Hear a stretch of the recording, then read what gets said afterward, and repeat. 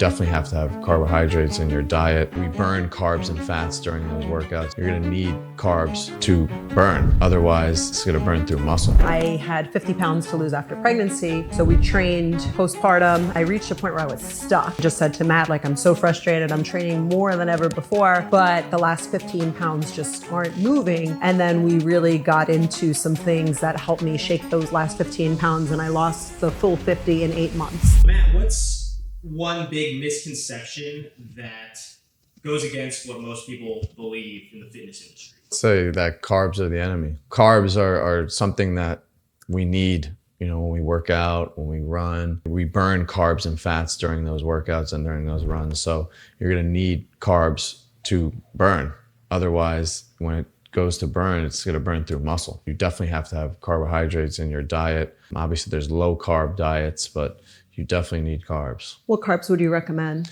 I would say complex carbs like rice. Obviously the carbs that we all think about are bread, pizza, and pasta. Those are your quote unquote bad carbs. Stick to rice, grains, quinoa, things like that. I love sweet potatoes. Sweet potatoes. Purple exactly. sweet potatoes. Yep. High nutrient dense. Yeah. But they'll fill you and make you feel good. Yeah, 100%. Like, you stick to those carbohydrates and you can eat them whenever, especially with your meals throughout the day. And you'll have energy to work out, run. I think one of the things I've been doing more is focusing on like a balanced breakfast, like one piece of toast with an egg, with something else, with a yogurt, so that I feel full, but you still get that little fix in the morning. And typically after I work out, like I would train with you and then go into something like that after. Right. I mean, yeah, even when you have it before you work out, say an hour or two before your workout, again, you're using that as fuel. I like to say you eat for fuel, right? So you eat that and you know that you're going to use that throughout when you do your run or your workout.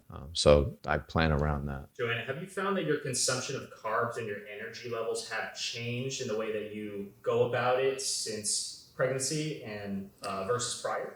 Well, pregnancy is a roller coaster. I mean, the rules kind of go out the window, and by trimester it changes. So first trimester, I wanted to be on a strict diet. I wanted to eat all the healthy foods, but every morning I was just craving bagels. And at that point you're like fighting for your life, trying to not get sick. And I don't get morning sickness in pregnancy, but I do get food aversions. And so a bagel in the morning was just something that was satisfying and it wouldn't upset my stomach. So I would tend to have more of those in pregnancy than I would otherwise. But I do love eggs. I try to stick with yogurt. I try to keep a protein focused breakfast, but I think that pregnancy needs are really going to throw things a little off. Can you two briefly explain your relationship, how you guys met, and how this came to be? Matt was training at a gym called Dog Pound in West Hollywood, which I was familiar with from New York. It was a pretty big brand at the time, so I wanted to go train at Dog Pound. I loved training at Dog Pound. I worked with various trainers there. And then when Matt was transitioning out of Dog Pound into being an independent trainer, I started training with Matt at the building where I live. And then we trained my entire first pregnancy up until delivery. And then after that, I had 50 pounds to lose after pregnancy. So we trained postpartum. And then I reached a point where I was stuck. And I just said to Matt, like, I'm so frustrated. I'm training more than ever before, but the last 15 pounds just aren't moving. And then we really got into some things that helped me shake those last 15 pounds. And I lost the full 50 in 8 months. Yeah, and tracking your macros was a big thing, right? Knowing exactly what you were putting in your body, and tracking it throughout the whole process. And then that's why you were able to lose that last 15 pounds. The real change started when I realized that things that I was doing before being pregnant just weren't going to work for me anymore. Like, you would ask me, what does your diet look like? And I was starting every day with like a latte and maybe a bagel or a croissant. And it's like I'm working out and then I'm eating that, and it's just kind of negating all of the work that I put in. So when I shifted to actually really tracking calories, which I think most people don't do, right? No. So I got a food scale and I used an app to plug all those numbers in, and it's really easy. It just kind of calculates, like someone like me, if I'm consuming 2,000 calories a day, I'm probably going to maintain my weight. I need to be in a calorie deficit to actually move that needle down. Right. So as soon as I got this sense of what I was consuming, how much I was burning, and then staying within that range, then the weight loss started. Yeah, well, I mean, you're also, when you aren't tracking your macros and your calories, you could be under eating or you could be overeating. And I think a lot of people are doing either one, right? So you have to, especially if you have a goal and you want to hit a certain weight goal or body fat percentage, to get that, you have to know the numbers, right? And it's an easy way. It sounds easier said than done, but if you track it and you count your macros, you can get to your goal faster than you think. Yeah, I had a real sense of awareness after I put the numbers in this. I used a program called VSync, and I used their scale for weighing myself, and I used their scale for measuring food. And when I started putting the numbers in, it would track how much sugar and carbs and protein, and you quickly accumulate carbs. Sometimes even good carbs just accumulate fast, right? Like you're having a smoothie, or you're having it could just be fruit. But if you're going too high on the carb scale, then you're going to struggle to lose weight. Again, it really has to be more of a protein focused diet at that point if you want to see the real results. Yeah, I mean, obviously protein is like the biggest key word these days. Obviously you want to have a high protein diet, but like we said before, you can't forget about the carbs and the fats, right? Those are your macros. You need those to feel good and to get to hit your goals overall for the day. So Matt, you were a college athlete. Yes, sir. What did that teach you about your body, fitness, and discipline in order to get you to where you are today? First and foremost, work ethic and discipline as an athlete is, especially as you go from, elementary to middle to high school to then, I played in college and then I played professionally. There's levels each time you go up and up. It's, it gets that much harder, and you have to focus on your training and your nutrition. It just gets, the discipline becomes, more and more. So I think that's the first and foremost thing that I took away from playing sports at a high level. But, you also figure out that training for a sport is very specific. So, when you're training for football or basketball or baseball, they're all going to be different. So your training is going to be specific to that goal, especially, with everyday life and training. It's going to be different than an athlete, but you can still use that same discipline that you would use for training for a sport into your average day life, and so I think that, it's something anyone can take from. And I think that as a person who invests heavily in a trainer, the biggest thing for me is, number one, the accountability, right? So if I'm training with you, then I know I have to be up in the morning. I have to be there. If I'm paying for it, I'm not missing it. But it also means a lot to me that you do all of these things yourself. Like you're doing the high rocks, you're doing the marathon, you're constantly pushing yourself. And so I think that when people hire a trainer, it's important that they really work with somebody that leads by example. So if I'm training with you, you're focused on your diet, you have all of this accountability, like you're checking in with me. You're like, hey, what does your diet look like? What does your week look like? And it's more than just somebody who shows up and just goes, okay, do 3 sets of this. It's you're a true testament to what you're teaching me to do. Yeah, I mean, also for me, I'm able to learn more about it and learn more about my body, because like we were talking about before, if you just did the same thing every day and you never challenge yourself, or you never really had to, push your body to its limits, let's say, for example, you might not have to really focus on the recovery, right? And ice baths and saunas and things like that, when you're pushing yourself to those limits, which I feel like everyone should at some point in their life, especially as you get older too. Even when you get older, that's even more so. Your body doesn't react the same as when you were younger, right? You're younger, you could run a marathon and you wouldn't even be sore. You would be, for the most part, you'd feel pretty good. You do that when you're 40 years old, it's going to be a different outcome the next day. Yeah. So you have to focus on all of those things a lot more. So if you just aren't putting yourself through that, then you're never going to learn those tactics and those things that will help you as you get older. What are some of those key things that you have to focus on as you do start to get older that you feel like impacts you a lot more? Yeah, well, simply strength training is a big part of that, right? Obviously, our joints and our bones, our bone density. When you strength train, obviously those increase. So that is as you get older, that decreases. So we need to keep doing strength training. That's one. Two, obviously our nutrition. Is a huge, probably the number one thing. Especially as you get older, your body does not react the same way as it does when you were 20 years old and teenage years, right? You can eat whatever you want, nothing will happen to you. Obviously, as you get older, that changes. So your nutrition is huge, and you understand that too even when you sleep, right? If you eat bad, your sleep is bad, right? So all of that stuff, adds up, and you learn about it as you go, and you do these different things like these marathons and these high roxes and whatever, endurance sports. You learn more about them the more you do. As a 43-year-old second-time mom, I can definitely attest to that. Like in my 20s, I worked in finance in New York. I was going out. I was having a bunch of drinks every night. I was eating artichoke pizza at 3 a.m. and the scale never moved up. Now, if I have a day like that, I would instantly gain 3 pounds. Mm-hmm. So to tie it all together, it's about the whole foundation, right? When I'm not pregnant, I do the sauna, the cold plunge in the morning. I find that really helps me. It's different for each person.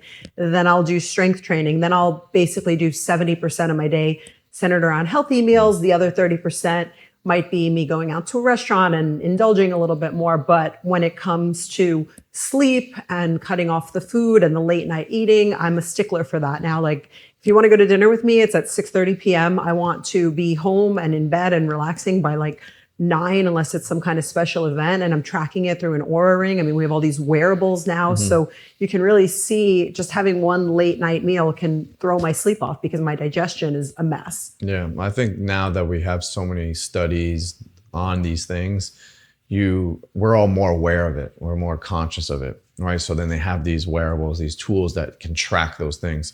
So when we go to sleep, we're knowing exactly what's going on in our sleep. Whereas maybe, 15, 20 years ago, they had maybe no idea, or you had to be in the medical, field to know that. So I think we're getting probably more advanced as humans, obviously through technology and whatnot. We're definitely way more conscious of those things. So I think it's a good thing. I think that we're definitely getting healthier. Hopefully, we're getting healthier as people. Maybe in the metro like areas that we live in is more prominent, but I think it's kind of hitting, especially with social media. It's definitely hitting more of a demographic, more people around the world. I mean, even just from COVID alone, now people think about fitness has gone so big. Health and wellness has gotten so big over the last 6 years than it's ever been. So it's definitely made an impact. I mean, we still have a ways to go, but I think it's definitely gotten a lot better. Why do each of you focus so heavily on your health over other things specifically? I think that's where it starts, with your health. Your health is wealth, I always say, right? So it starts with that. Like start a day with a workout, your mental state is going to be much better than if you didn't start with it. I think that, especially as your body feels good, your mind's going to feel good, right? I mean, that's the bare minimum. That's the start. So I think that's why I do it now. Maybe before I did it because I played sports and, I was obviously staying in shape and being healthy for that. But now as I get older, then I'm not, obviously playing football anymore, but I still, take that workout and staying healthy with me, and it's helps my mind tremendously. I had a very extreme situation in my 20s where I was living the New York City Wall Street life and burning myself out. And, in your 20s, you're able to keep up with that. And I was always somebody who went to the gym, but I sat at a desk all day. I didn't see daylight. I didn't realize how important it was just to have the sunshine hit you in the face, right? Like I had literally just stared at a Bloomberg screen all day. So in my 30s, I became really health conscious and I started feeling better, looking better. Then when it came time to get pregnant, I used IVF, which I talk about in a lot of my videos. And I think that so many women struggle with fertility these days. And then you really realize how important your health is, eating the right foods and doing things like that. So I had my first daughter at 39 and now I'm 43, about to give birth again. And I think that taking care of my health has really helped me in that aspect. And I help other women with that because I just think that all of those choices in your 20s and 30s lead up to that, and it affects your egg quality and all of these things. And there's this fear that, you can't get pregnant in your late 30s, and you definitely can, but I think it's about really taking care of yourself inside out. And that's why I became so passionate about it. So JoAnna, take us back to right after Lily was born. What was your relationship with your body at that time? I was in shock after I had my daughter. I was not prepared for how much recovery is involved in pregnancy. And I'm just like the type of person that thinks I can bounce back from things. And there is this pressure in society for women to just bounce back and get right back to work. And I had put on the 50 pounds. I lost 12 right out the gates when my daughter was born. I breastfed for a little bit. I think that's another misconception. People say breastfeeding will help you lose weight. It was not that way for me at all. When I stopped breastfeeding, I felt that my hormones became a little bit more balanced. And then I was able to dial in my diet and things like that a bit better and really, really lose the weight. But postpartum, that first month, your body, whether you have a C-section or a natural birth, it's a mess. And you can't just jump back into the gym. I walked my dog the next day and I was in pain just from doing something like that. And I think that it's definitely a time where you need to stay home, take all the nourishing foods, take the breaks, take the help from your family if you can, and then you will get your body back. But there is a period where you just have to really, really, really slow down and take care of yourself. You just birthed a human, your organs are stretched, they're going back to normal, your hormones, there's crashes. And the most important thing is getting all of your vitamins and supplements in order because your body's really depleted at that point. So I think having a good postpartum plan, whether it's, I took Chinese herbs, I did placenta encapsulation. I was like, give me anything that's holistic and going to help me rebound faster, but it still was a journey. Yeah. I mean, I think it's like, your body goes through trauma, right? So I think that, no matter what happens to you, it's a traumatic experience for your body. It might not be a traumatic experience for your mind after you've had like 1, 2, 3, 4, 5 kids, but it's definitely still always traumatic on your body, and you definitely need to rest and recover after you have, give birth for sure. Right. When a woman, kind of bouncing back off that, when a woman comes to you postpartum, what is something that you think you would focus on helping them lose weight first? I mean, first and foremost, obviously, like I said, your body goes through a lot of trauma. So you're almost like kind of building back up from the start. Maybe not from the very, very start, but, since your body went through that type of trauma, it's like getting injured in any sport or life for that matter. You start with the basics, right? And we start to work backwards, right? From starting from scratch, build the foundation, and then, slowly ramp it back up. But, even just in general, like, getting the body moving does wonders from the start, and then you build off of that. Yeah, we've done arms my whole pregnancy. So like something like that would be the first thing that I would jump back into in the gym, right? My arms haven't gone through really anything. So I can go in there and lift weights. And after my first birth, I went back to the gym 21 days. And that's not what most medical professionals would recommend, but I felt comfortable doing that, and that was fine for me. So the general recommendation is going to be wait until your 6-week appointment. Doctors just have this 6-week checkup and then they clear you. But at 21 days, I eased my way back into the gym, and I didn't go in, doing anything crazy, but there were certain things that I knew I was able to handle at that 21-day mark. Yeah, I mean, like I said, just getting your body moving and doing something and moving around, whether it's cardio, you're doing the stairmaster, even just that alone is a good start. And then your body obviously adjusts and you build off of it. And one of the biggest things that I'm looking forward to is getting my energy and stamina back. Like I used to do 14 minutes on the Stairmaster, 100 floors, no problem. That was a regular workout start for me. Now I'm on the Stairmaster for 2 minutes and I'm out of breath. I'm iron deficient in pregnancy. And that's something that I'm looking forward to working my way back up to. But my cardio at this point it's cut down by, I can't even go on the treadmill for more than 3 minutes without feeling like I have to pee at this point. Yeah, no, I mean, it comes back. I mean, it's a process, but I feel like you have to enjoy that process. I feel a lot of people are like, but listen, it's a part of life, and it's actually, something that you can look forward to, like building off of every day. rather than being like, oh, this is terrible. You have to look forward to like getting better each time.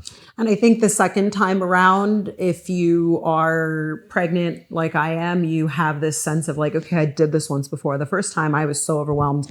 I was like, am I ever going to get my body back? And I think I actually built it back better than before I was pregnant because I was so dialed in at the end. So at the 8-month mark, I was really proud of where I got to as far as just, I started tracking my metrics better. So I was more aware of not just the number on the scale, but my body fat as a percentage, my visceral fat. Like I had never looked at numbers like that before. And that's something that I'm going to do again this time around, which is really important. Yeah, I mean, it's also motivational, right? Like after you do that, you're probably more motivated than you were before, right? Because you were maybe just maintaining and you were in good shape. So it's kind of harder to do it then. But when you have something like that happen to you, you're maybe more motivated to get better. And it's a mindset thing. Like I did it in 8 months last time. Now I want to do it in less than 6 months. I don't want to gain as much weight this time, which has also been a struggle. I've told myself that I'm such a disciplined person that I would stay within the 30 to 35 pound recommended pregnancy weight gain. And that just hasn't happened for me either pregnancy. It's just, I'm definitely more disciplined this time, but I'm still struggling and I'm already past that number.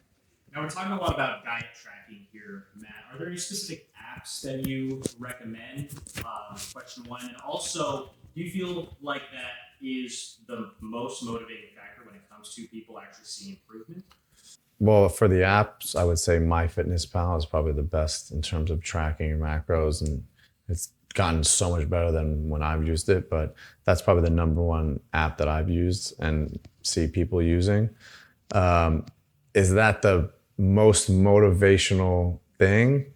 Not necessarily. I don't think that, I think that you should be motivated to do it no matter what, and losing weight or any of those things. Those are goals that obviously we all have goals to do.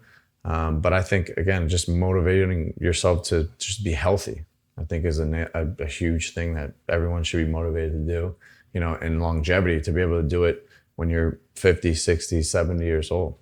I think the other thing that's really important for me, and especially as a mom, is looking at every label and understanding how to read them, because there's so much false advertising out there where people say it's organic and it's this and it's that, and then it's loaded with sugar. Like when I buy my daughter a yogurt, I don't want added sugar in it. She has yogurts that she loves that have no added sugar. It's natural sugar from fruits and things like that. But if you're not really looking at the labels, you are going to quickly see the sugar and the sodium and things like that add up, because these companies are smart and they target you with these keywords and you're thinking that something is good, but it's actually really unhealthy for you. I went to the movie theater the other night. I took my daughter to see Toy Story, and I keep her on a pretty healthy diet, but we're at the movies. It's her first big girl movie. So, I get the chips and the nachos and I'm looking at the label and it's full of seed oils. And people who just do this day in and day out, they don't realize the accumulation of that over time. And it's just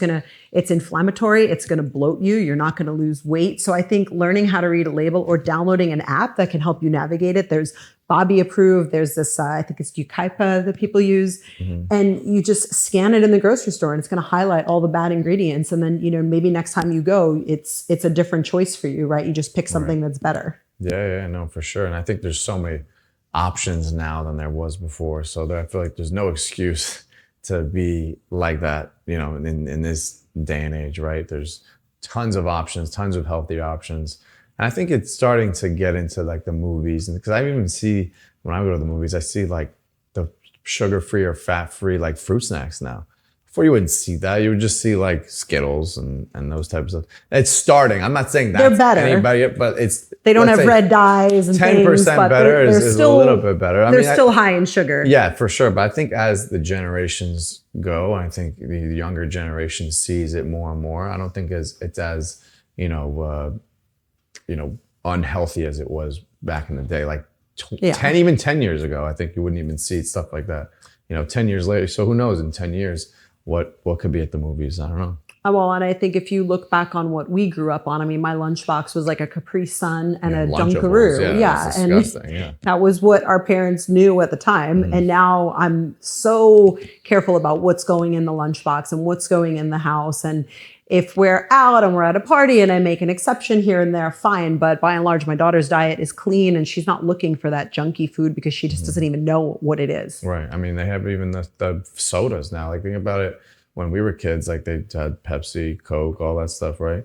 Now you have, brands that are, and they've gotten big, like Olipop. Like, the brands are like healthier sodas, which is crazy. If you told someone 20 years ago that would be something, they'd be like, yeah, no one's going to drink that. Like, well, okay. we just talked about the electrolyte drink. So my husband is not as health conscious as I'd like him to be. And he was drinking Gatorade, and Gatorade is horrible. It's got red dye. It's got, artificial sweeteners. Like, anything about Gatorade is really unhealthy in my opinion. Even Gatorade is making healthier styles. I saw a commercial. It was like, they even made it like it was like 75% less. Like, they highlighted that, you get what I'm saying? They're trying to do, and clearly they have to, especially with these other brands getting so popular and getting so big.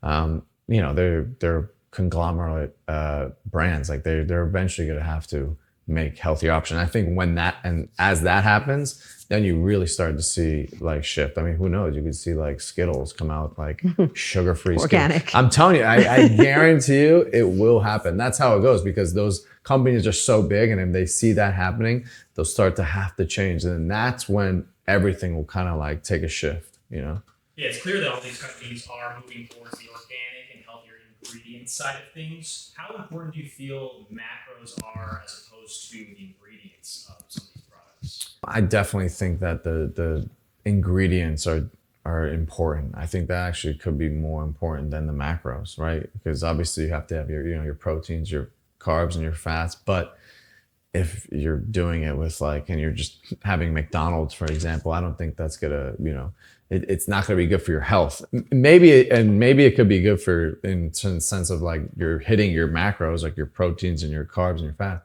But if it's not a good quality of proteins, fats, and carbs, then I don't think it's going to be good for your overall health. And I think a lot of people like to live in this space where they just don't look for this stuff and realize how bad it is. For me, when I kind of wrap my head around how bad something is, I don't want it anymore. So I used to eat Chick-fil-A spicy chicken sandwiches, and I recently had one for the first time in years. It was just in front of me. I was in my first trimester. I had it. I was on the go. And then I noticed some swelling in my legs, and I looked up how much sodium was in this spicy chicken sandwich. And I think it was like 1,700 grams of sodium. And my recommended sodium for the entire day was supposed to be 2,000. So I'm getting 1,700 of that from one sandwich. It's something I'm never going to touch again. And I really mean that, because just that eye-opening number and seeing the direct impact of the swelling in my leg was enough for me to say, we're not doing this anymore. Right. Well, also then, what they say about how like some of the meats aren't like real meats and this stuff. Then it's like, okay, so if they're telling you it's 30 grams, if it's 30 grams per, is it really? Like, what is it? Like, we don't even know what it is. When you try to like burn it, it doesn't even burn. I don't know. I don't really trust those things. So I try to stay away from it. Why do so many people believe cardio is the answer for weight loss? I think that they think cardio is the answer for weight loss because you physically see, when you're tracking your wearable, you can see how many calories you burn, and you can see, especially if you're doing cardio, you're going to clearly burn a lot of calories when you're running for an hour. But that doesn't necessarily mean that's the end goal, right? And especially if you're doing for body composition, right? Strength training and building muscle is definitely going to, help with, having less body fat, right? So cardio, I do think cardio is very important. I think that everyone should be doing it, some form of it. But I don't think it's the sole answer for losing weight and also being in the best overall shape. And when we train for an hour, it's probably 20 to 25 minutes of cardio relative to the weight training that we're doing. And I'm not, pushing myself to the point of exhaustion while doing that cardio. I'm just doing it, kind of getting my heart rate up a little bit, burning some calories, getting the blood flow, and then we move into weights. And I think that's a really good take for someone that, has an hour a day to work out. Let's just say, for example, because, in a perfect world, you would want to do your cardio and your weight training and have them separate. But not everyone has that luxury. So I think, being able to balance it within a session, I think is great for someone in an overall general population, fitness. You mentioned your wearables. Can you walk us through your personal wearables setup? Yeah, I mean, I wear an Amazfit watch, and for me, it's like the perfect watch because they also have a Helio strap, which is tracks your sleep, right? So I wear it to bed. So all my data from my workout and my runs and throughout the whole day syncs to that strap. So when I sleep, it tracks that, right? Obviously, there's other products that do an Oura ring, for example, but I don't wear rings, So for me, to be able to wear a watch where I even when I time you, for example, right, I'm using my watch to time, I'm getting my messages. I want to wear a watch, right? So I don't want to wear anything else. And having those two products are very important to me, and something I use every single day. I mean, I take this off. I have watch tan when I take my watch off. So those are things I use. I mean, other things I use for daily life, I have Meta glasses. I love using those because I like to take phone calls on them or capture some content on them. But I think wearables are like they're already here, but it's really the future. You're gonna see the next phone is gonna be a wearable. I think it's gonna be glasses, but that's just me. You heard it here first, but I think that will be the future of everything, honestly. Okay, talk more about that. How do you see that changing future of fitness? Well, I think that especially with AI, I think it definitely helps, especially with wearables, they're able to, track much better, faster, give you suggestions and things like that. So obviously you could go and say, oh, well then how is a trainer going to be a trainer, in 10 years? I think personal connection is always going to be there. You can't replace that with AI or any tech. At least hopefully, I think so. But I think that will forever be around, and the human connection is something that you can't just replicate. So I think it's definitely something that you can use as a tool and to help you, like these wearables and whatnot. But I think that the human connection is something that we'll always have. And being on the other side of that, I couldn't agree more, because for me, when you're out of town, I slack. I tell myself I'm going to go to the gym, but then I'm like, oh, I got to bed so late last night. All right, I'll sleep the extra 20 minutes in the morning. But when you're here at 6:15, I'm downstairs. And when you're there telling me to do the extra reps, I'm doing them. Mm-hmm. And so all of that just translates to a better result that no AI, anything is going to give me. Mm-hmm. Yeah, exactly. So I think we are hopefully not going to be fully AI or tech, dependent and 20 years from now. But it has its good purposes. I mean, I went into AI and I said, I want to consume 2,000 calories a day. I want to, maintain my weight, lose weight, whatever. You can give it all of the things that you want. It kind of will learn over time what foods you like, make me a customized diet program. And so like people used to pay nutritionists money for this, and ChatGPT can tell me, okay, JoAnna, you're going to eat this for breakfast. You're going to eat this for lunch. You're going to eat this for dinner. And, that's how you're going to get the result that you want. And it's really helpful for things like that. No, it's a tool. It's definitely a tool that we can use to help. But like you said, you still need someone to, yes, it could tell you all these things, but you still physically have to do that. Right. And you also need someone obviously to, hold you accountable as well. Right. So those are the things I think, we'll always have as humans, and hopefully it goes till the end of time. And I feel the financial aspect of it, because I do spend a lot of money on training and I do see the benefit of that. But it's also like, if I just paid you for a session, did all that work in the session, why am I going to go and eat some junky meal after?